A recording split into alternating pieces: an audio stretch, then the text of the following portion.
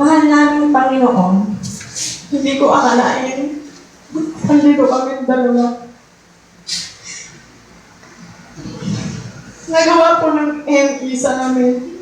Naliwanagan ang aming puso.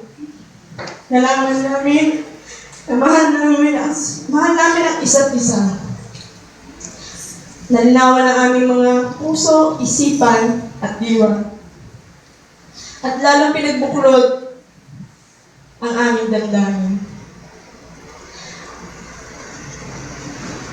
Hindi ko rin lubos na isipan na ako pa na ang masusurpresa.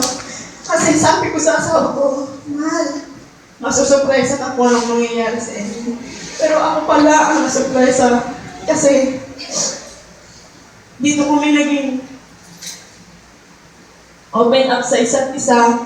Nalaman ko kung ano yung mga pagkukulang ko sa kanya at nalaman na rin niya ang mga pagkukulang ko sa akin.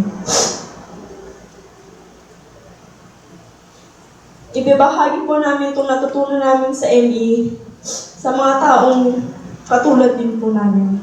Sana po, huwag niyo po kami pababayaan at lalo na po yung mga nasa paligid po namin.